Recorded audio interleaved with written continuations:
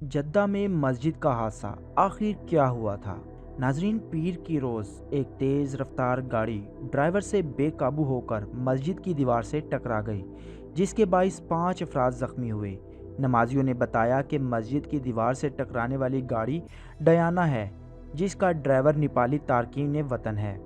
अचानक धमाका हुआ और हर तरफ गुबार फैल गया, जिसकी वजह से अंधेरा छा गया।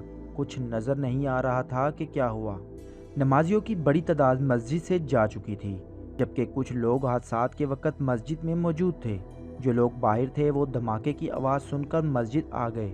जब धूल बैठ गई तो पता चला कि क्या हुआ। इस वक्त डियाना का ड्राइवर हैंडल को पकड़कर अंदर बैठा हुआ था, जबकि गाड़ी स्टार्ट थी और इस पर सख्ता तारी था। नमाजियों ने कहा है कि लोगों ने गाड़ी को बंद किया और ड्राइवर को निकाला और ज़ख्मियों को संभालने में मसरूफ़ हो गए। जैसा कि आप वीडियो में देख सकते हैं, हमें समझ नहीं आया कि आखिर ड्राइवर के साथ हुआ क्या था।